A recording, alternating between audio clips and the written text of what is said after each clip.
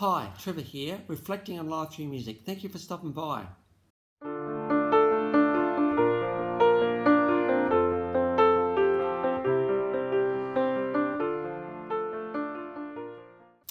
Well, coming again today, you're very, very welcome. I trust you enjoyed my last video on American entertainment, dancing, singing, movie treasure, Bob Hope, as we look to his life. We're going from there to 1985 at Philadelphia High School.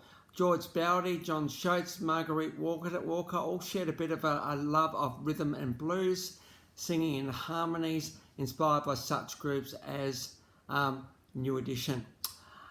Those guys were together for a little bit of time, but as those guys kind of graduated from high school, things kind of phased out a little bit, except they were getting a bit of a following, and so enter Nathan Morris, Wanya Morris and Sean Stockman, who again were inspired by the slick singing, moving of New Edition, decided to get together and continue what was the start of Boyz II Men.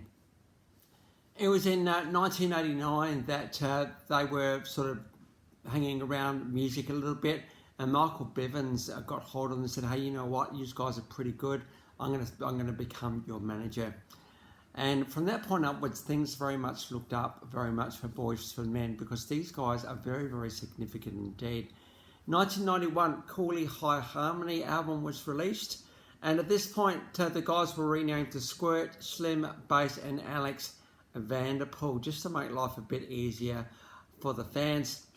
And after that song, after that album, we got the song Motownphilly, bit of funk, soul and smoothness. These guys are very, very slick indeed. This album was very, very significant because it sold 9 million copies, and for a debut album, it got best R&B performance. So we've got the official clip of Motownphilly below.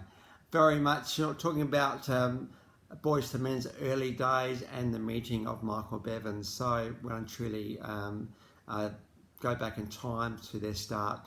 In 1992, they supported MC Hammer on his tour. And it was around that time that the tour manager Roderick Roundtree was murdered. The song It's So Hard to Say Goodbye to Yesterday was dedicated to him. And every time it's performed, it's dedicated to the guy. A bit of a sadness, very, very early on in their career. I've got a live version of that one below. You can see below the incredible vocalists, these guys, incredible harmonies, and just all-round smoothness. A little bit later, one of their massive hits, End of the Road, came out. This was from a Eddie Murphy movie, Boomerang. This got to #1 in the Hot 100. So this would be one of a few #1s that these guys would have. End of the Road, it's all about the end of a relationship, but the guy in particular thinking, I didn't think it was the end. Much is said, I think, about the starts of relationships. A little bit is said about, many things are about the start. A few songs are about the middle or the kind of the longevity of a relationship that's been around for a while. But there's no shortage of songs that are about the end. And, sometimes the songs are just very cut and dried. It's over, that's it, we're done. But I think the thing I love about this particular song is that it just gives an opportunity to pause a little bit before we announce something significant as an end of a relationship. It's the end of a friendship, it's the end of intimate moments, it's the end of intimate sharing, it's the end of doing life together and all the rest of it. It's a very, very big thing to call end of a relationship. Now, if there's been abuse, absolutely, that there's no reason for abuse in a relationship, and either male or female who are involved in abuse, you just need to ask yourself, why would you do that? But if it's relatively cordial, it has been nice, it's just a bit of a kind of over this, don't want it anymore. Well, that's not a reason to end something just because you kind of want to move on to something else. Now, you might be thinking the grass is greener on this other side. Well, instead of thinking, well, actually the grass could be green on this side of the road too. What can I do? What can we do to do something about it? So, you know how it goes, it might be yes, no, yes, no, yes, no, yes, knowing for a long time about the end of something. You're thinking, I just can't do this anymore.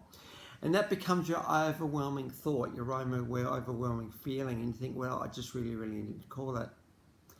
But another side of us might be thinking, and it's only might only be a really, really quiet voice that's saying, hey, you love this person. You've shared intimate moments with this person. They know your innermost secrets, your innermost thoughts. What's the real reason that you need to call it? Now again, if it's abuse, that's different. But if it's just kind of, oh, I just want to move on to something else, well, can I just encourage you just to stop and to have a think? Could be that the other person has no idea it's coming, which would be really, really hard for the other person who thinks that everything's really, really good, and all of a sudden you hear, oh, it's over. There's no consideration, it would seem, for the person who has invested themselves in you.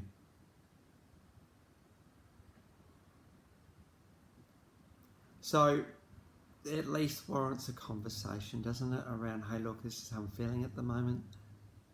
Could be the other person's dragging their feet a little bit about keeping things fresh and showing you that you're loved and you're adored and they love having you in your life. There could be a little bit of that missing, which, you know, if you're starved of love and affection, well, it's not a nice place to be either, is it?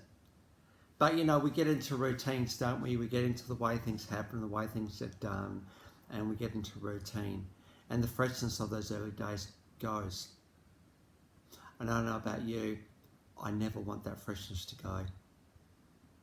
And I'm doing everything I can, I suppose, with the girl that I'm with now to keep that freshness alive. To let her know every day that she's loved, to let her know every day that she's beautiful. And I know for me, I certainly feel that coming back the other way. We did say at the start, love is patient and kind.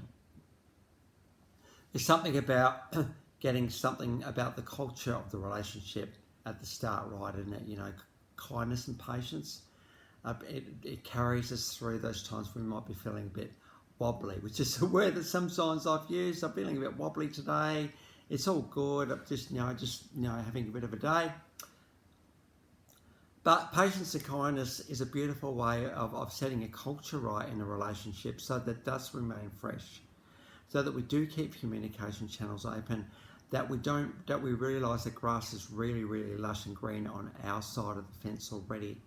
And we're going to do everything we can to make it lush and green.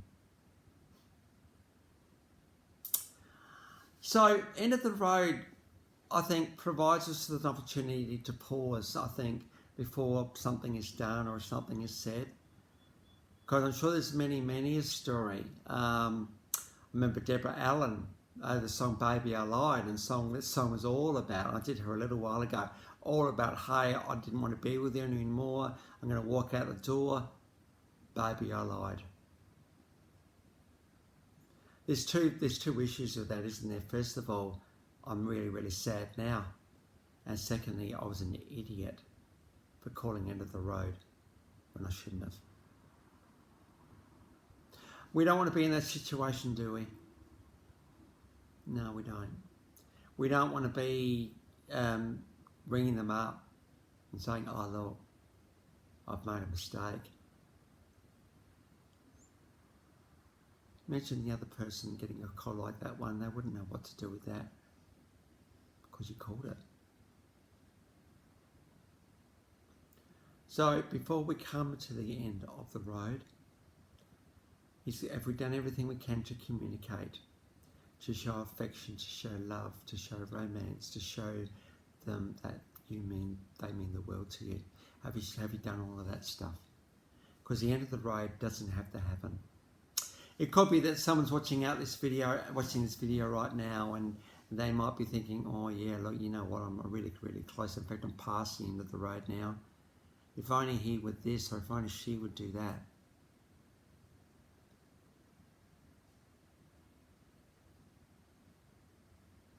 It's all right to say, I think, hey, I'm struggling with this bit,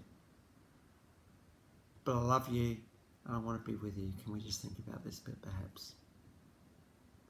Then the end of the road doesn't have to be the end of the road. I think this song is a little bit desperate in many ways too, because the guy's just really wanting to hang on here. And so, yeah, End of the Road just gives us a pause, I think, today. Now, this song was huge. It actually got to #1 in the Hottest 100, and I've got a live version below. And in 1994, the album 2 came out, and whereas Corley High Harmony sold 9 million, this album sold 12 million in the USA alone. This particular album got 1 or 2 Grammy Awards. And there's two singles off this album. One of the few artists to actually have a #1 replaced with another #1. The first song, I'll Make Love to You, and the second one, On Bended Knee. Both of those songs went to #1. I'll Make Love to You pretty much catapulted Boyz II Men into the international skylight. I remember when this song came out, absolutely. And I thought, yeah, there's something really slick and cool about the harmonies of these guys. And so we've got a live version of I'll Make Love to You, and we've got a studio version of On Bended Knee. So massive #1s there. In 1995, they were involved in backing of the Michael Jackson album History. So I thought I'd do a bit of a YouTube search on Michael Jackson and Boyz II Men together, and sure enough, I found a bit of a clip, Heal the World and the Live Aid clip, Live Aid song. Michael comes on in about 3 minutes in, so it's pretty good to see how well regarded Boyz II Men are by what is the Prince of Pop, Michael Jackson. In 1997, out came the album Evolution, and we got 4 Seasons of Loneliness. We got the official clip on that one. That song also went to #1. After that time, Boyz II Men have kind of kept going. They've been around for, if we think about 85, 40 years at least, when we get to 2025. In fact, in 2024, they sang the national anthem at the Las Vegas Grand Prix. So I got a bit of a clip of them singing that one as well. A cappella. Make no mistake, really hard to do that in that particular environment, and they've done pretty well to actually do that. And so got a live version of them singing that. Between 1991 and 2017, there were 15 studio albums, 37 singles, and these guys have sold 60 million albums. So these guys have well and truly contributed to this collaborative legacy of this thing called music. So it's good to be able to give these guys a bit of a go today. They actually have won 10 American Music Awards, a few MTV Awards. They've also won 4 Grammy Awards. And these guys, given we are talking 1990s when it was very much the grunge era, these guys brought rhythm and blues with not that dedicated front guy, but all 4 sort of taking the lead a little bit. They brought rhythm blues front and centre back into the mainstream, and so that for that reason, Boyz II Men are very influential indeed. So it's good to give these guys a bit of a tribute today. So the links to those 7 clips are in the description below, and I've also included my last video from US entertainment legend Bob Hope. If you want to recap on him, feel free. Well, if this is your first time to Life Reflections Your Music, or you've come back for another one, how great to see you all here. Well, next time we're going to get on to the Chieftains. So until then, I'll catch you around. Bye for now.